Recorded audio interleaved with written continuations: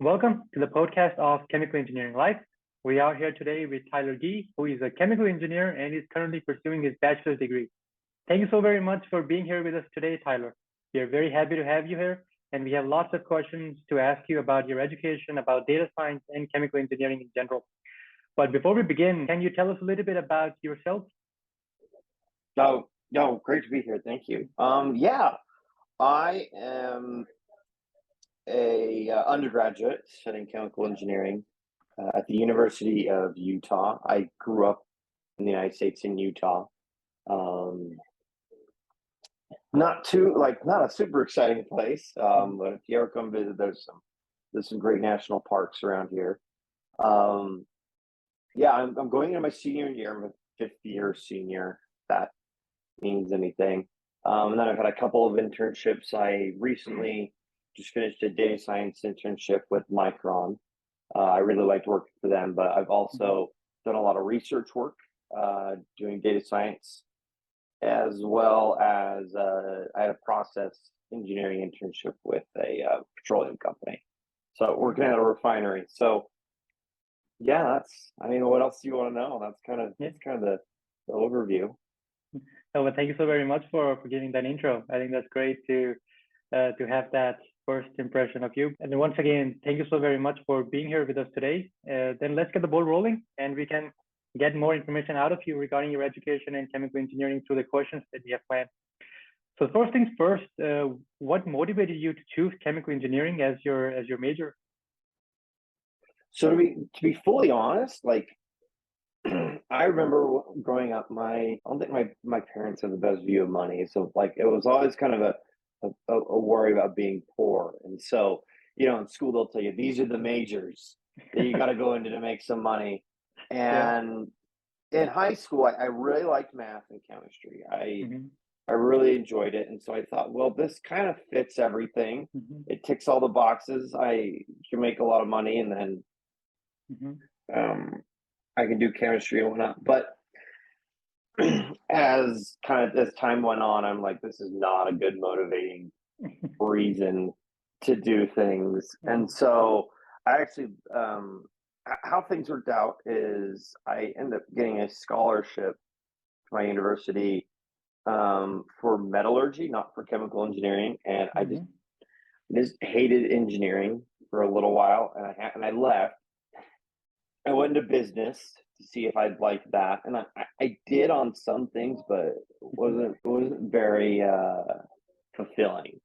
And so I kind of went on a period to kind of find myself again, and I just found myself back at chemical engineering, and that ended up being a lot more fulfilling because this is before data science ever got into the picture, but I ended up just really enjoying it and enjoying the curriculum and enjoying chemistry again, like I had when I was younger, and it was really cool. So that's kind of the ultimate reason why I don't think I enjoy doing the work now and the problem solving.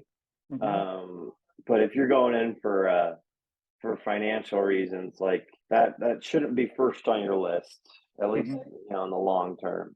I don't think you're going to be very happy if that's the reason. It'll be a very miserable experience. Oh, that's very interesting, because the financial aspect of chemical engineering tends to be the motivation for a lot of people when they are looking up these majors. And if I'm correct, I believe it ranks number 2 or number 3 out of all the engineering lines after petroleum with the highest salaries. But you're very correct. Yeah, and that's depending on who you talk to. Petroleum engineering is really just more fluid mechanics with chemical engineering. Exactly. But just like you said, it can't be your only motivator to go for an engineering branch. So yeah, but it still tends to be, it plays a great role when people are looking up these undergrad degrees. But it's great that you ended up in chemical engineering. The best thing is that you enjoy what you're doing and what you're studying, because that's, at the end of the day, that's what really matters. But having said that, people still say that chemical engineering can be quite a hard degree to start and finish. It's still, even though the salaries are quite high, but to reach the finish line, a lot of people have to go through a lot of stuff. Thermodynamics, heat transfer, fluid dynamics, all that stuff that really makes you miserable. So in your opinion, how was the workload of your undergrad? It's pretty heavy. kind of split mine up a little bit. So it's pretty heavy, but like there'll be times where I mean, there's a lot of late study nights that just suck. So I mean, and you're gonna have that in engineering no matter what. But you know, chemical engineering is kind of notorious for being one of the harder engineering degrees. But I do think so I mean my workload is pretty hefty. There's some days where it's just cranking out assignments or projects, whatever it may be, and you know, wake up at no later than 8. If I'm lucky, sometimes usually around 7, and then coursework, and then just stay on campus until sometimes 10:30 at night or whatever it may be, and then come home. And if it's getting close to finals or a midterm or whatever it may be, it'll be cranking out homework until sometimes 2 in the morning. There's been some all-nighters I pulled. I don't think that's the best way to do it. I really advise this with any engineering is look up Cal Newport's book on deep work. That has helped me become a more efficient studier and worker. He has a lot of other great books on how to be able to do better in academics. But like at the beginning, I would be very wasteful of my time. Now I'm not perfect, obviously, but I'm a lot better at it, and so I can shorten the time that I do things. The other thing that helped me with my workload is actually getting into research. If you're at university or wherever you're at, if you have time to do research, I probably got into data science, but spending a couple 30 minutes to 2 hours every day doing stuff for my research job, I end up doing a little bit better on my homework. I don't know why. There's a lot of data to suggest that if you work, and I suggest work like my dad would always tell me, get something kind of unrelated so you can just let your mind rest. And I think there's some good things in that, but like in STEM field, I think it's really important that if you can get even some minor experience doing research or something, doing actual, similar technical work, the earliest you can, even if you're a freshman or whatever it may be, do that sooner. And you're going to be far better off because that'll leave you to a lot more opportunities later on. You'll have a better expectation for what you're actually going to do in the field, and your opportunities for internships or jobs will go up a lot too. So that's kind of how I spend my time, but it's kind of all over the place. Depends on how many classes I take and whatnot. Normally I don't take more than 5.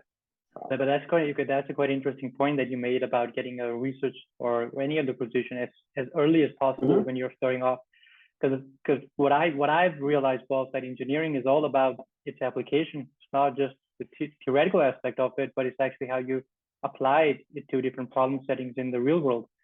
Being able to see how chemical engineering is being applied really helps you a lot to understand the concepts. I totally agree with what you said. I mean, I guess regarding what you said about workload, that's just the story of every other engineer. Time management is is one of the utmost skills that you need to have to be able to pass through all the courses and basically throughout your degree. So that's interesting. But did you spend most time on mostly doing assignments, or was it a lot of lab work that took most of your time, or was it basically just writing reports or whatnot? Depends on the semester. So during COVID, I would spend a lot more time on lab work than anything else, just because, sometimes assignments were pretty hefty, but a lot of times, especially near the beginning of the semester before we got anything really deep, it was kind of rudimentary, solving a couple problems. Depending on the thing, the class, we'd use Excel or Python or whatnot. But then later on the semester, when projects become due, normally there's 2 projects that we did for lab work, and those would take up nearly all my time just for the writing. And I don't know, with my case with the labs, I always felt like getting good data was like the hardest part. Like I always was like, yeah, this data is kind of horrible. I don't know if it's going to be representative of these, because we're trying to have these equations that we're trying to model whatever we're working with. and I would look at the data and I look at the equation that what we're trying to match it up with, and I'm like, this is not fitting. There's something missing here that we can't. And so that would always happen. And to some extent, that's okay because at least you recognize that. I'm not saying that they're a perfect match, but Yep. getting good data is always Exactly. always sometimes it's more of an art than it is a science. It is. Yep. It is. It actually is. And that's what science is all about as well. If one could argue, that's what engineering is all about. You have the theoretical aspect of it, then you have the practical aspect of it, and then you realize they both don't really match many times. But a lot of people, speaking about lab work and all this data that you need to take from the lab, when I don't know if you have ever experienced it, but many other people have, that when you tell someone that you are a chemical engineer, a lot of people automatically assume you with the white coat and the goggles, sitting in the lab and doing all the chemistry, working with all the chemistry. In your opinion, what's basically the link between chemistry and chemical engineering? Really, that's interesting. I actually have not gotten that assumption before. Okay, where people think I'm a chemist per se, but a chemical engineer. Like most of the times when I talk to people about it, those that are unfamiliar with it, they think of actually at the oil industry a lot.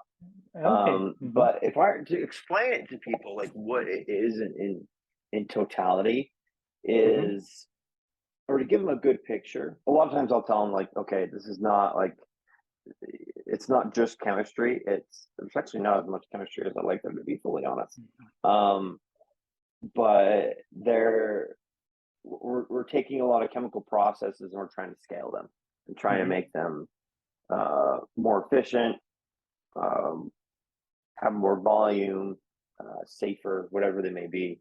And so a lot of times I'll kind of tell them this is more of a out in the field kind of a thing. So instead of picturing a lab coat, which does happen, a lot of times I'll have them like think of, okay, what do you think of when you see someone working in a chemical plant? I think when I say chemical plant, well, that's usually kind of the indicator, like, oh, okay, that's more what I'm looking for. So someone with a hard hat on half the time, or whatever it may be. So, but that's interesting. That's something that I have not experienced. Every time I tell someone I'm a chemical engineer, they have automatically assumed it with chemistry. But that's interesting that it's been very, very different experience for you in terms of the people making that correlation. But coming back to chemical engineering and your undergrad, then what are you specializing in right now? So on paper, it's computer science. In reality, it's data science. I think data science has been more my work. So I've done that in my research and an internship, and those have included, and data science is a really broad term. So it really just means taking data and trying to understand it and then creating a model from it, and then using something to be able to make predictions on that model, making that model useful. So a lot of times that'll include machine learning to build that model. That's a lot of analytics. And so in chemical engineering, like there's more similarities than people think, especially like with lab work. Like you're gathering data, you have to visualize it somehow. And so traditionally it's been done with Excel or MATLAB. Python's really become more of a recent thing. But it's taking that data, visualizing it, and then creating a model. And that data science and is really kind of a branch of computer science, if you want to argue. Instead of dealing with data that's internal to the computer, you're trying to deal with a lot of outside data, if that makes sense. You're not dealing with memory management. You don't want to be as much. Now, there are some areas in data science and computer science, clearly you can go into more managing how the computer works and, optimizing some machine learning algorithm in C++ or whatever it may be. But yeah, that's kind of that's interesting. Kind of my thing. They don't really, a lot of universities don't have data science courses. No. So like taking I've only taken computer science courses. They recently have had data science courses here at my university, and I haven't taken it yet. I have done stuff with the data science club, but mostly just data science coursework or computer science coursework. Okay, but that's quite interesting because that's something that is, you could say, relatively new coming into the chemical engineering area. But you have been quite keen on working with data science and in computer science, and you have had quite a Mhm. lot of success in that area as well, if I can add. But what was the main reason that started that kind of motivated you to go into data science area path Mm. instead of going into core process engineering? So my first Mm-hmm. semester in chemical engineering, my professor said, a lot of engineers don't necessarily like to code. Mm-hmm. They kind of do it as a necessity. And he said, if you can get good at coding, you will have a upper hand in a lot of engineers. And I just thought, well, Mm-hmm. my education, my collegiate, my higher education hasn't really gone the way as planned. So I might as well try and do something to really give myself an advantage. And so I kind of went out of my way to learn Python. So that was and I just fell in love with it. I about switched to computer science just because I really liked it a lot. But I have some gripes with computer science. So there's some reasons I didn't make that switch over. But Mm-hmm. I really fell in love with working with Python. And then I kind of stumbled. I was looking like, okay, how can I get better at Python? I came across some Udemy courses. I kind of have a Udemy's okay. Mm-hmm. Um, and there was a data science one. And I was kind of intrigued by that, and it was like $5. So I bought it, and I just kind of went through the coursework, and I really loved it quite a bit. Mm-hmm. I loved working with data. I was amazed at what you could do with it. I kind of got this vision of as I got more into Python, I kind of got in the vision of like we can automate like everything in Mm-hmm. our lives. It just takes a lot, sometimes more work than Exactly. it's worth, Mm-hmm. but we can automate and try and make a lot of predictions in our lives. And that's kind of the goal. That's why we have computers. I mean, you think of Mm-hmm. the Industrial Revolution, that was like doing a lot of things that, man, we don't have to have people do with their Mm-hmm. hands, but now we're trying to automate at least a large portion of our thinking Mm-hmm. to computers. So we don't have to, I imagine all of those chemical workers at plants where they're constantly turning these massive valves, and they have to wait, and they have to turn it Mm-hmm. to an amount and wait for someone to say something and say, okay, that the Mm-hmm. flow rate's too high, whatever's on a gauge, and Mm-hmm. now it's just a bunch of people sitting in an office looking at computer screens, and it's all automated. And Mm-hmm. so, kind of getting that vision. Once I got into that, I'm like, okay, I really like this. I really like coding, and that's kind of what took off from there. Machine Mm-hmm. learning is kind of my big goal with Mm-hmm. that, and I think machine learning is the end goal for me at Mm-hmm. least. Actually, getting Yep. into machine learning for chemical engineering, particularly. Mhm. Okay, interesting. But just like what you said, and following up on that, because you could argue that the apple does not fall far from the tree when we speak of when we talk about data science and chemical engineering. There are a lot of areas that overlap Hmm. in many areas, right? So, in your Hmm. opinion, and now that you have worked in both areas, what are the main topics that you could say that that come up in the overlap between data science and chemical engineering? So, kind of some main things is a lot of times they'll have you take like a numerical methods course, a course where you, instead of solving things continuously mathematically, Mm-hmm. you'll solve things discretely on the computer because that's how a computer works. So it doesn't work continuously; it works discretely. And so a lot of these algorithms that we have to use to automate things in practice really that's where a lot of big overlap is. Mm-hmm. Controls and even some design work. Mm-hmm. There's some overlap there. Any area where you're trying to have data and make a prediction, Mm-hmm. or you need to visualize it. That's really, and it's very broad. So Mm-hmm. I mean, but most of it is not necessarily in like the raw chemical work or mathematical work. Mm-hmm. Um, a lot of it is gathering data from a real world experiment, and there you go, and in order to do that. So like a lot of my lab work, it felt more, a lot of it felt more like data analytics at the end, Mm-hmm. rather than you know worrying about Mm-hmm. um, whatever mass transfer, heat transfer, Exactly. whatever separations equation, Right. whatever it may be. So like your coursework will be a lot of here's an equation, we got to solve this equation. You kind of work backwards Mm-hmm. and you say, okay, this equation models this particular instance of what we're trying to work with. And a lot of times in chemical engineering, the data science is kind of the reverse. It is, you have this stuff, and then we're trying to work backwards to that equation from the data, to some sort of model. And some models that we have, even though they, these models that we created in like the 1800s, they're not all that great for certain things. And so we'll have to use some very interesting methods that we've come up with more recently to figure things out. But yeah, I hope that kind of makes sense. But it was mostly, practical work that you'll see a lot more data analytics, data science. Because you could also argue that process engineering is also just data. If you look at the core of process engineering as a chemical engineer working with simulations, it is basically just looking at the data. You have to troubleshoot, identify the problems by simply looking at the data. You're not really looking at a pump or specific heat exchanger. But this one guy once told me that chemical engineering working with process design is like working with a puzzle. And that puzzle is looking at the data and identifying all the problems, how to optimize it, how to troubleshoot it, and so on. So I guess it's really exactly. It's quite interesting what you said that in engineering you're going from the equation to the data, but in data science you're actually going the other way around, from the data and then getting the models. That seems quite interesting.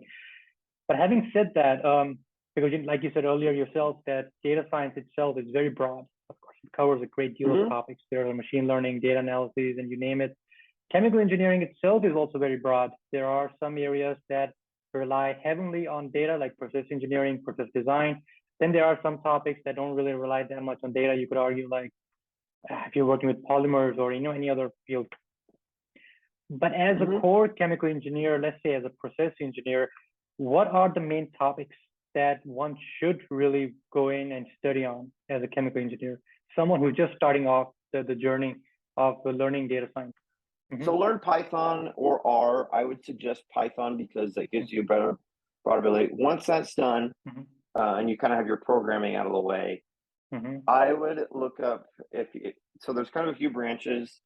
There's the machine learning, and that can be split up into a few areas. And then there's things like data visualization. So look up how to do a lot. The Viz is the area a lot of people call it. And so I look up data visualization. So there's a lot of methods, and that one's kind of more. It has a little more art to it. I mean, you got. I don't like it because I'm colorblind.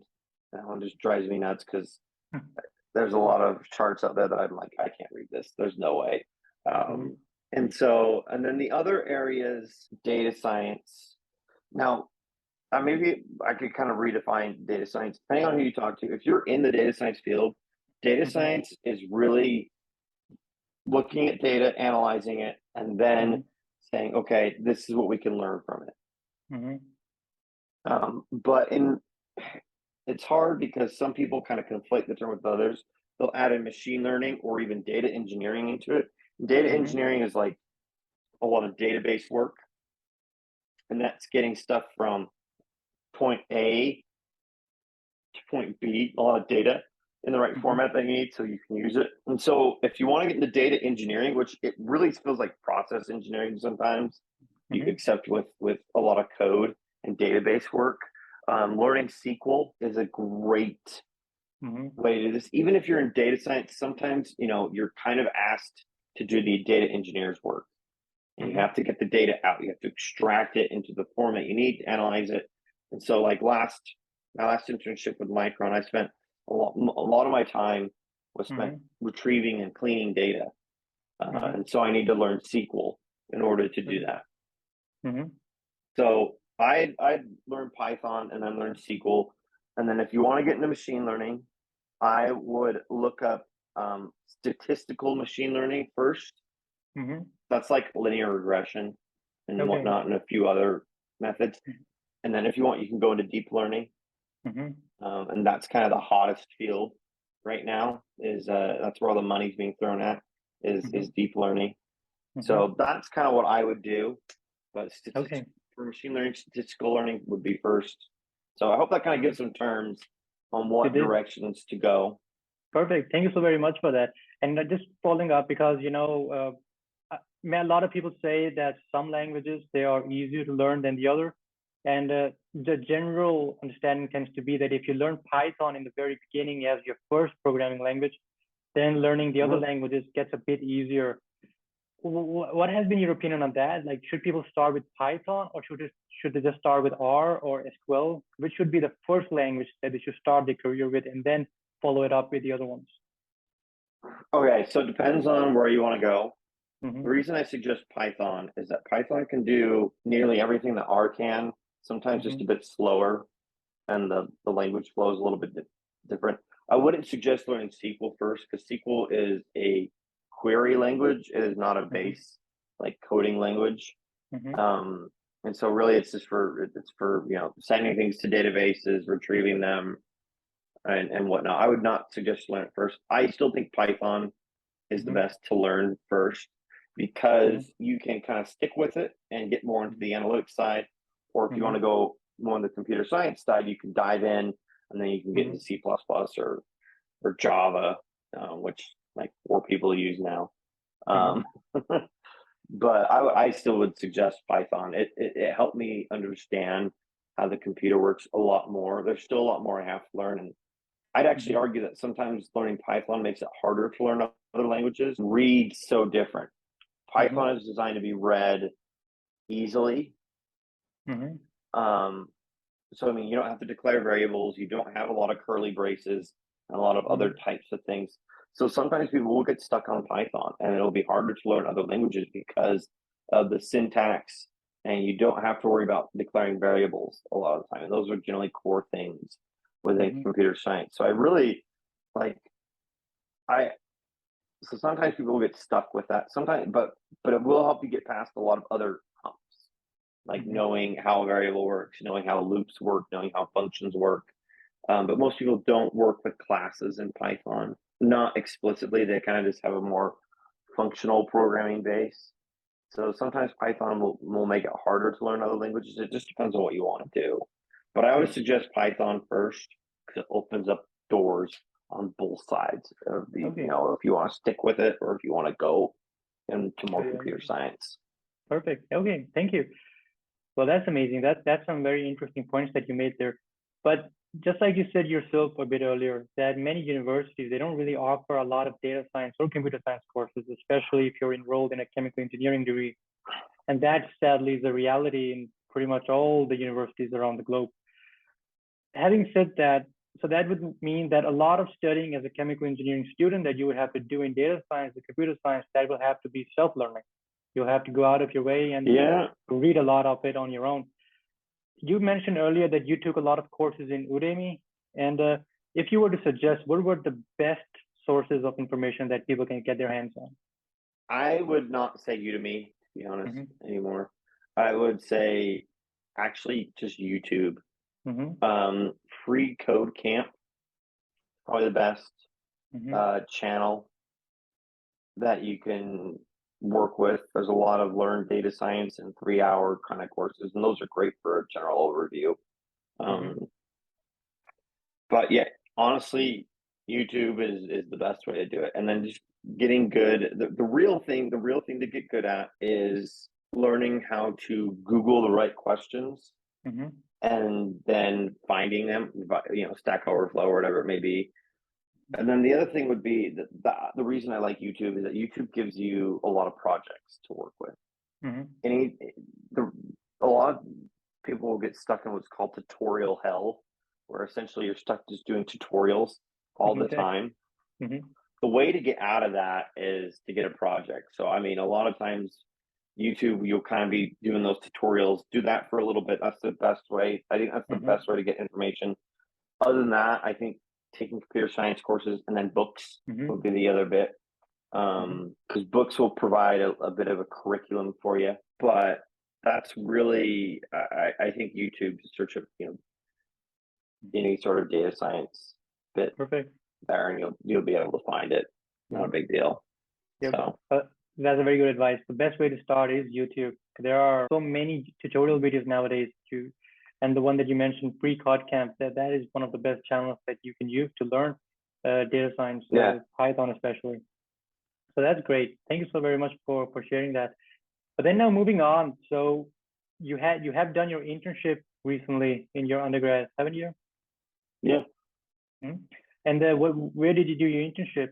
I first did one with Marathon Petroleum, just as a Mhm. process engineer. And they're very large. They just do refining Mhm. here in the United States. And then I recently did one with Micron, the semiconductor company. And so I did one that was specifically data science with them. So I worked on a lot of manufacturing data on how, and I also had to do some front end work, meaning like Mhm. I had to build a Python based web app to get a lot of Mhm. information to the process engineers that they needed Okay. in a better Mhm. way. Mhm. So I had to take a lot of process data and then kind of pull out the weeds per Mhm. se, and then put it in a nice format to give to the rest of the process engineers on the team. So Okay. Interesting. That's quite interesting. So that was a kind of like a direct mix, practical use of data science and chemical engineering, you could say, right? mhm, But mhm. was it a But what is it? Was it a chemical engineering position or was it a data scientist position? It was a mix. Mm-hmm. I think formally, if you ask HR, it doesn't say data science on the thing, but Mm-hmm. it was I worked in vapor depositions, physical and chemical vapor depositions was the area that I worked in. Okay. But every engineer, they kind of have some data science work in every area. So, I mean, I did all my projects were data science, but I think Mm-hmm. it was formally listed as a chemical engineering position. So, Okay. Interesting. But that's always a good thing that you got a chance to really apply the skills that you had learned in the real world, and also even better that it was a mix of chemical engineering and data science, so you could see the best of both mhm. worlds on how they interact in a real life scenario. But just talking generally, so what were your main tasks that you had to deal with as an intern? Okay, so I did a couple things where I was Mm-hmm. more process engineering, and that Mm-hmm. was going into their fab, kind of getting a tour of the fab, the clean room for semiconductors. So if you just look up semiconductor fab on the internet, you'll be able to Mm-hmm. find videos, and they have all these suits on and whatnot, and the Mm-hmm. room has to be cleaner than an operating room in the hospital. So I did some work there. A lot of things in that field, like it's all chemical engineering, all the chemical parts in there to make Mm-hmm. these computer chips. It's batch. It's not continuous process. There's some Mm-hmm. continuous bits in there. Some of it's just hard physics too, Mm-hmm. not necessarily just chemical engineering. So I did do a bit of that.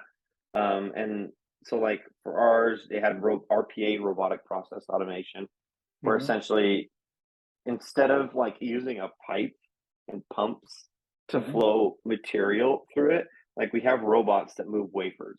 And so I had Okay. to learn, Mm-hmm. okay, this is how to get the robot to do the thing. And that was kind of like, it was a totally different thing than Mm-hmm. worrying about fluid mechanics or heat transfer and or separations, Yeah. getting things through pipes and into um, separators. It was okay. How can we make this easier for the robot to move this material from Uh-huh. point A to point B? Yep. Um, and how do we make sure it doesn't get all bottled up and there isn't some sort of issue with having too many wafers in one place, or if there is a hang up, is there a way that I can get out of that hang up, Mm-hmm. if that makes sense? So I did a little bit of that, but most of it was data science work. So Okay.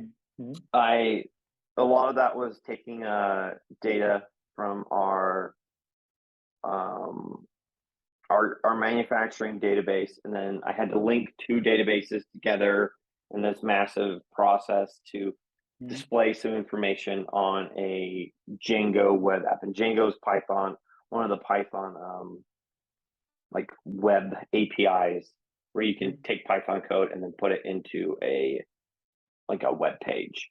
And so we had a Okay. web page for our team, and I took a lot of data from there, a lot of manufacturing data, and said, and it basically helped identify some gaps that we had in Mm-hmm. our manufacturing data, Okay. so that things wouldn't go wrong, if Mm-hmm. that makes Interesting. sense.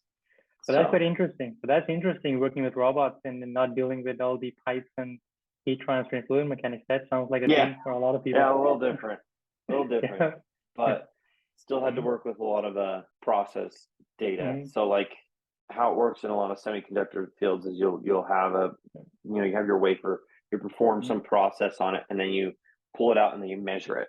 And mhm, so you'll get the measurement data, and then you have your inputs to your process. Your heat, mhm. your temperature, the time that it's in the chamber, or whatever it may Yep, be, and then your chemical composition going in, and then you have the data coming out, and you have to kind of match up exactly. where these Yep. things are. And so I had to Mhm. take a bit of that data and Okay. display it to Mhm. our process engineers so they can make a better decision. So, Interesting.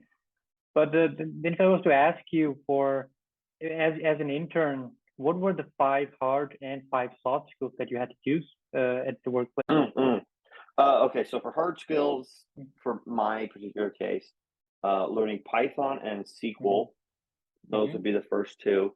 I had to learn Django on the fly, and Okay. I never used that. I used that briefly Mm-hmm. before. I've only done like a small little thing with that, and so I kind of Mm-hmm. just knew the outline of it. I had to learn that one just kind of on my own. My Mm-hmm. boss, we were putting a new product into production, and a lot of our production was done overseas. So like my boss was in Singapore while I was in here in the States and whatnot. And so that was, you have to kind of go. I had to learn a lot of things on my own, and it was Okay. just kind of Mm-hmm. how things worked out. Another hard skill was just making sure you understood a lot of the processes. And so Mm-hmm. a lot of it had to do, actually, it was kind of a mix between, it was really mass transfer because a lot of our environments were in vacuum and heat transfer. That was kind of the things, but it was a vapor deposition or atomic layer deposition. That was kind of the Mm-hmm. other hard skill I had to learn. And maybe the fifth hard skill would have been a lot of statistics, just kind of Okay. statistics in general, Mm-hmm. understanding what things mean. Soft skills, uh, one, loosening up, Mm-hmm. like be enthusiastic, have some fun. You can be a goofball here and there. It's okay. You don't have to be serious all the time. I think that really lightens the mood and Mm-hmm. makes everything easier to talk about because then people don't feel pressured. I Mm-hmm. think that's a big soft skill. I think the other soft skill that I had to work with is just being able to communicate things effectively vocally in meetings, Mm-hmm. especially to those. I mean, English is my first language, but a lot of my coworkers, that wasn't the case. And Mm-hmm. so working with others with different languages, you don't necessarily have to speak another language all the time, Mm-hmm. but you need to be able to, I had to learn to rephrase things a lot of the time. So a lot of the vocal work. And so just being able to check for understanding Mm-hmm. and creating an environment where others can ask questions. That made things very effective in meetings. The other soft skill I had, and so that would be, vocal skills would include Mm-hmm. presenting, just public Yep. speaking. Most internships will require you to do a presentation at the end, how to do Mm-hmm. one of those.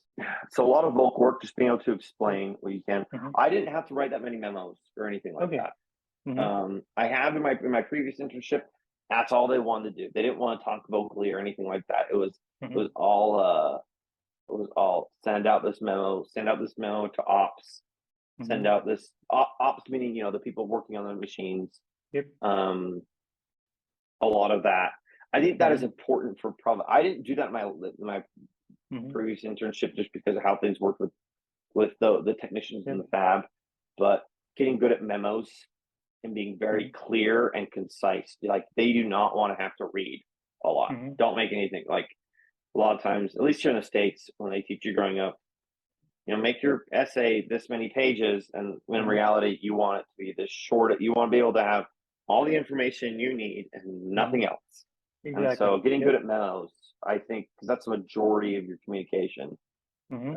as an engineer, I would argue, at Interesting. least Okay. in process engineering.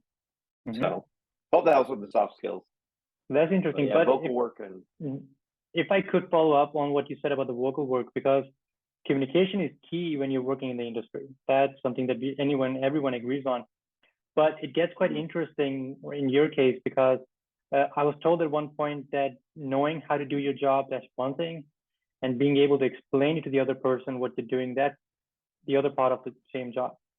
But now, since you were in data science, you were making all this Python interface, working coding in Python, having to explain all that to the layman, even chemical engineers that you were working with, or other management Yeah. products teams.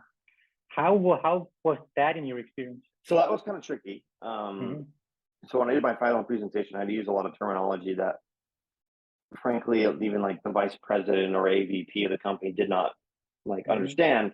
Not because not because they weren't able to comprehend it, but because they just sometimes you get a lot of, in any field there's a lot of jargon, Mm-hmm. and so being able to break down jargon on what things mean. And so even for chemical engineers, I don't know any chemical engineer that really isn't smart to be able to figure things out. I think maybe the best way is to think about how these terms, if you're going into data science, Mm-hmm. how are these terms explained to you in the first place? Mm-hmm. If you're because you're coming from where these chemical engineers were before you started to learn something different. And Mm-hmm. so with a lot of these terms, um, so like I had to, so take for instance this, I had to explain the front end versus back end difference. Now, granted, I was working in a computer, a silicon manufacturing company, so a lot of them were very familiar with computer science, like just at least not necessarily by coursework, but by association. So I had to tell them like, this is the back end, this is the front end, this is what the back end does. It does a Mm-hmm. lot of the communications. The front end just brings that information to make it visible to you. And so I had to take a lot of these terms Mm-hmm. and just kind of sit down. And I even had to talk to my boss and be like, okay, wow, how do I effectively explain this Mm-hmm. to these people? And generally they're a bit older. So they didn't have to do they either had to do no coding in their degree, or the coding that they did was like Fortran or something Yeah. like that, Mm-hmm. something out of the 80s or like 70s. Um, or even earlier. I guess Fortran's earlier, Fortran 60s. But just going through it, jargon, just getting through with all the Okay. jargon. Because Exactly. once you get past the jargon, most Mm-hmm. everybody will understand it, at least in chemical engineering. Exactly. Because that's a very good point. Because learning data science is not simply merely enough how to do all that stuff. You need to be able to explain to the people when you're working with. And that is something that a lot of students forget, that they might have to explain what you're doing to the other person as well. And a lot of people, they just go into that black hole where they start throwing these terminology at the other people, Yeah. and not being able to explain what you have done so far. So that's a very good point. And that is very interesting what you said, that you must be able to explain the stuff in the same way as the first time you heard it yourself and how you learned it. And that is very neat trick to when you're explaining stuff, complex stuff to other people. Mm-hmm. That's quite interesting. But if I was to ask you a last question about your internship, for the students out there, the chemical engineers that are pursuing the same passion, the same path in data science, and they would like to find this real life opportunity in data science in the industry, it can be quite difficult, since a lot of people, they would prefer to have someone with a data science degree than a chemical engineering degree. How would you Mm-hmm. suggest people can really break that wall and really convince the employer that, you know what, I am the guy worth taking a chance on? Mm. Okay, so kind of two ways. Mm-hmm. You need to have some work behind you. So that's why I Mm-hmm. suggest to do any data science research work or any data analytics research work, even within Mm-hmm. chemical engineering. So, I Mm-hmm. mean, if your department or anybody has anything that you can work on and do data analytics with, if you say data analytics, that data science, that'll usually come off a little bit better. Or if Mm-hmm. you can't do that, have personal projects that Okay. you work on, and have a GitHub account, put all that Mm-hmm. on there. And then after that, there's kind of two routes. Mm-hmm. You can do a data science like internship or job that isn't in chemical engineering. That'll be Mm-hmm. harder to convince people, but they'll take a lot of them will take any engineering degree. Mm-hmm. Um, but that relies heavily on the projects or work that you've had. The other thing Mm-hmm. that would be is a lot of these companies, a lot of chemical companies that hire chemical engineers, they need a chemical engineer that's also able to do data science work now. Mm-hmm. And so if you can convince them, now thankfully I didn't have to do that. It's like with my first internship, I was trying to get more data analytics stuff. It was really hard to get that work for them. The way Mm-hmm. that they had partitioned that is they wanted people with master's degrees or PhDs to do some of that. Mm-hmm. That is changing, so in a good way. But with Micron, they approached me and said, "We like what you did as a data scientist. We need more of this." So a lot of Mm-hmm. companies out there have a need. If you don't have to convince them, that's great. If not, like tell them like, hey, what kind of work do you need? Do you need data analytics work? Like just ask them. Okay. Ask the recruiters, especially if the recruiters are an actual engineer. Um, they'll know the type of work, and you may not have the title of that data science specialist, but just ask them like, what kind of data analytic work do you need? Okay. And I can do that. Here's my resume to show you. Well, that's interesting. Those are some very valuable tips people can really use. But just going back to what you said about making personal projects, and you make an account on GitHub and make your own projects. What projects do you suggest would be the most impactful that might look very good on your CV? That's a good question. So a lot of times people kind of just get some generic data set. Get something obscure if you can. You want to have something that has the whole process from getting and retrieving the data to cleaning it to then making visualizations and then making suggestions or making a machine learning model. You want something that contains the entire process. And so if you can't get, I would say, how do I put this? Data that isn't like just readily available. So that's why I said if you can get university projects, great. If you can't do that, Kaggle is okay. There's some good sources on there. I would look up, you could say chemical engineering data sets in Google or Kaggle. Then you'll be able to find a data set that works for you. And usually there'll be either depending on what type of data you're working with, there'll either be a CSV file or there'll be just an assortment of other types of files. So if you're working on image data, it'll be a bunch of JPEGs, whatever it may be, in files, just kind of file folders. But Kaggle's a good place. Kaggle isn't always the best, but you can find chemical and manufacturing data on there. But yeah, I would go to some sort of institution first. If you're at school, and just ask for data. Then after that, look up any internet search that has data set after it will be okay. But Kaggle is a great place. There's a couple places like the U.S. government even has like a data website, and and you can just get a lot of their publicly available data off of that. And so like something really interesting for chemical engineers is a lot of like renewable energy data over the past few decades. That would be a decent place to start. Okay, interesting. Those are some very good points. But from what I understood, then it's better to do something rather than just sitting on your hand and hoping for the best position to come along. It's a good idea to just go in, find a data set, and just do something with it, and then just get something out of the way. Exactly. Something will come, but getting that first opportunity is ideal. That's why I suggest if you're at a university, get that university resources. So exactly. Well, thank you so very much for that. But you're also starting up your final year now in your undergrad, and you have 1 year left before you graduate, and you can call yourself a full-fledged chemical engineer. But there might be a lot of thoughts flying in your head about what you want to do afterwards. So what have you thoughts? What have you planned that you want to pursue after you graduate? So I'm currently trying to figure that out. It's not an easy decision, but ideally I'd go to grad school. I want to do more computer science work. The projects I'd work on would be more chemical engineering, or engineering based.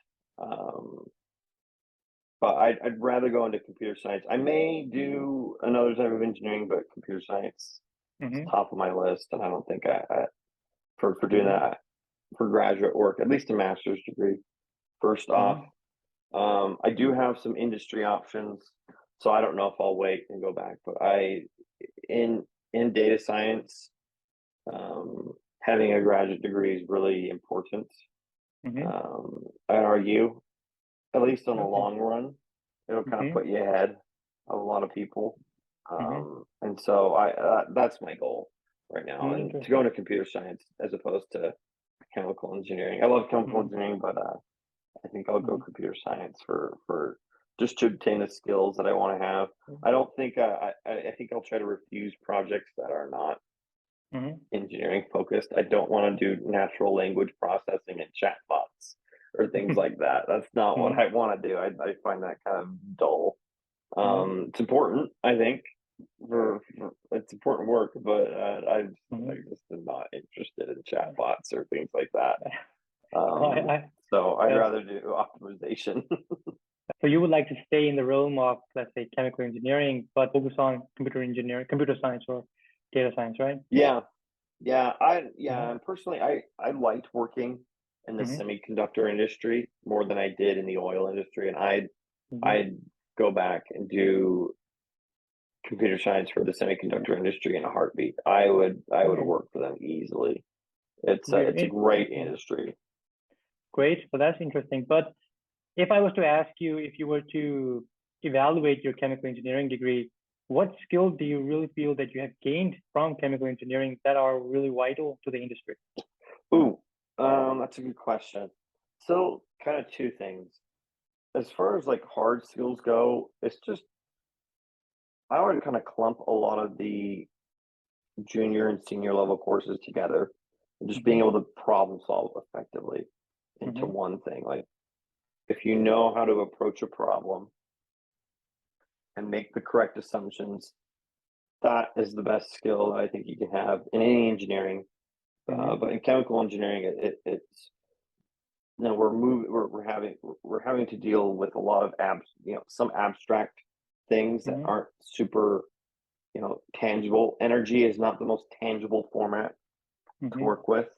It's not the most tangible unit. We have things that represent it, but it's not like you Mm-hmm. can see it or feel it like you can heat or fluid mechanics.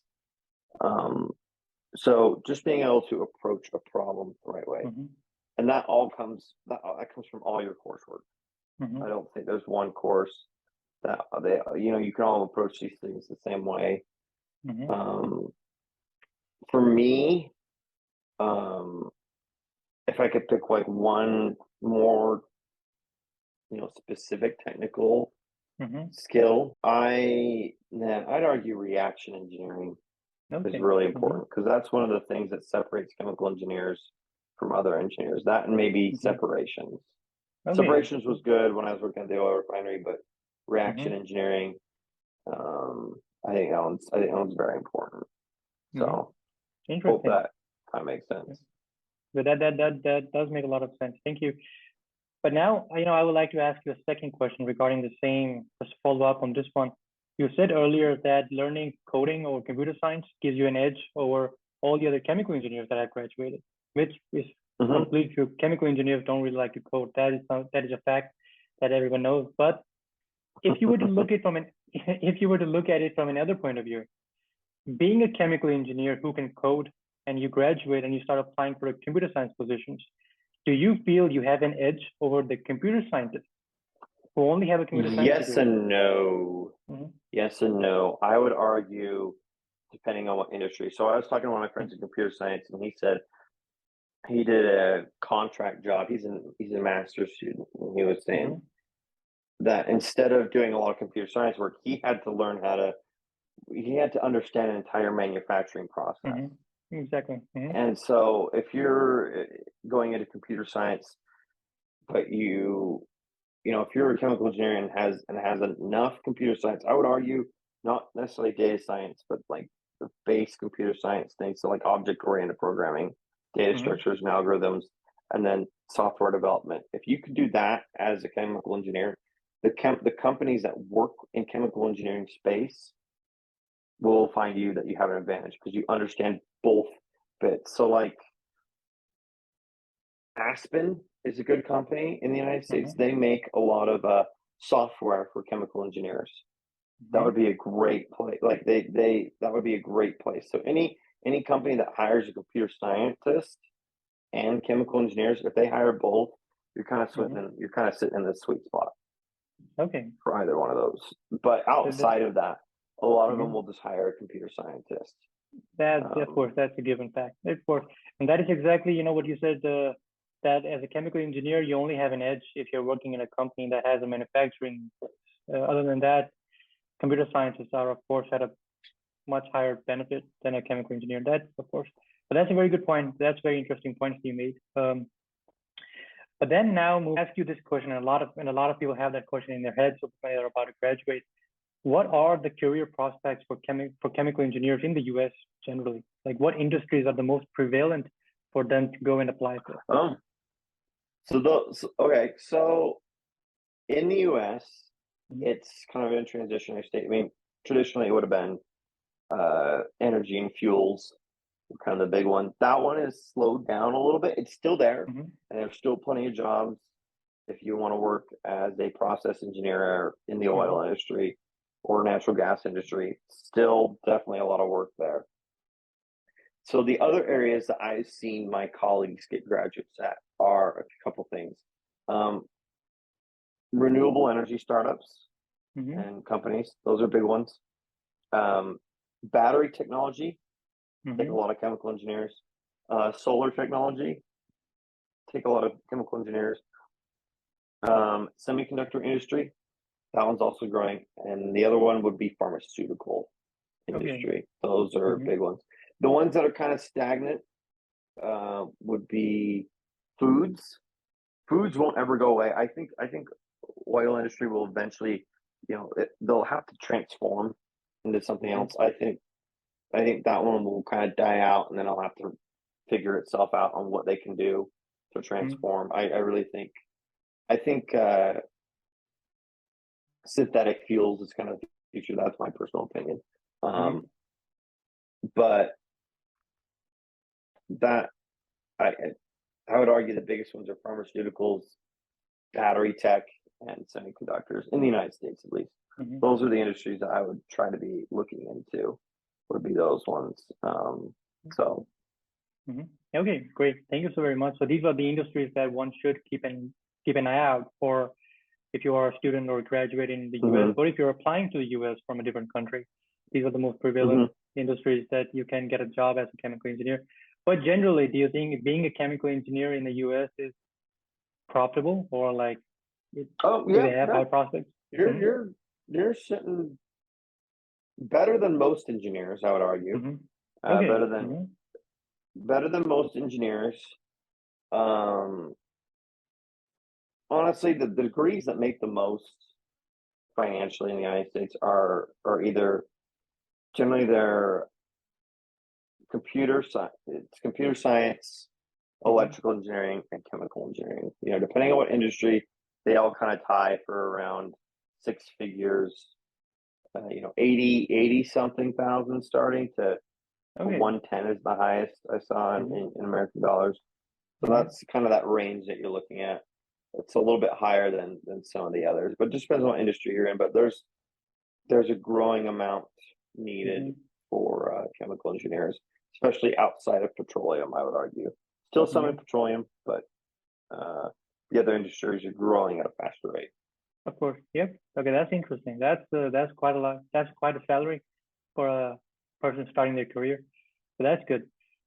But then, I would like to ask you, because now you are about to finish your undergrad and you're going to be in the industry, a real industrial professional. But what would you tell yourself, tell your first semester person, something that you should have done differently in the past semesters, or something you wish Oh, someone had told you geez. when you started? Mm.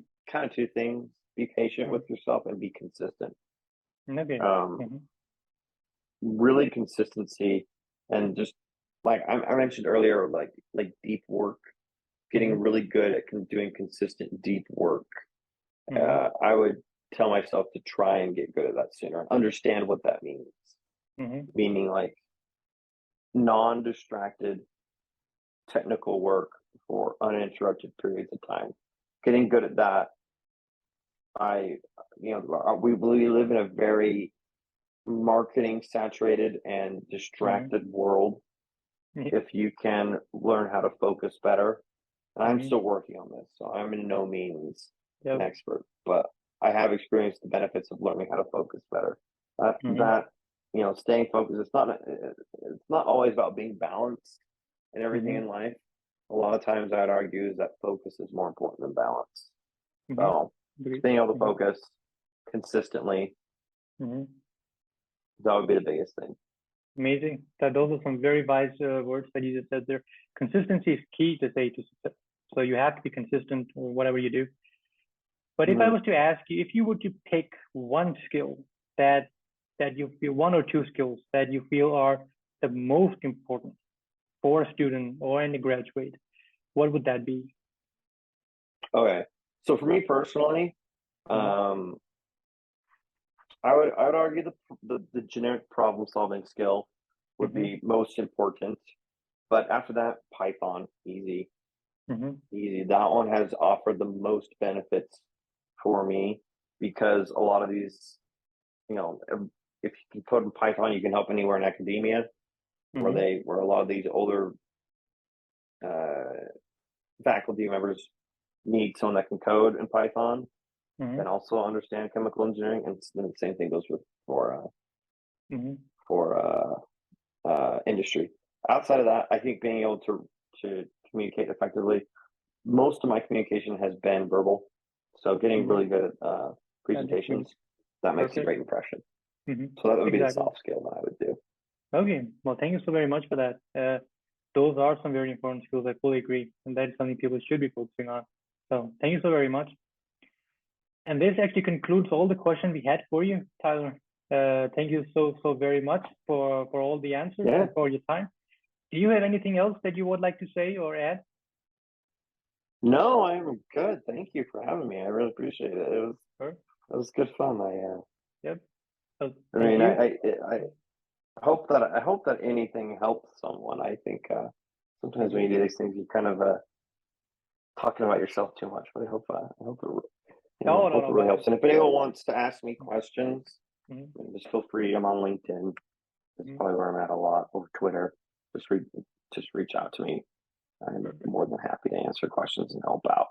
So thank you so very much, Tyler. And and I would say that your answers were really insightful, and being able to look into your own experience and what you have gone through, especially with data science and chemical engineering, I think that was very interesting to learn about. And I feel like because data science is a very young topic, like you said yourself, and especially even younger for chemical engineers and into chemical engineering, even though nowadays it has become a major part in chemical engineering, a lot of people are required to know data science. So thank you so very much that you were willing to share your journey and your experience. And I'm certain a lot of people are gonna have a much better understanding now than they had before watching this interview, hopefully. But goes without saying, thank you so very much, and we wish you, of course, the very, very best for your career and your undergrad. And just like Tyler said, if anyone has any questions, then feel free to reach out to him. Any help people can get, that is great. But thank you so very much. Awesome. Thank you for listening. And if you have not done so already, remember to become a free member at Chemical Engineering Life. And do not forget to like, share, and subscribe to our YouTube channel, and stay tuned for more upcoming podcasts with chemical engineers. Thank you, and have a great day.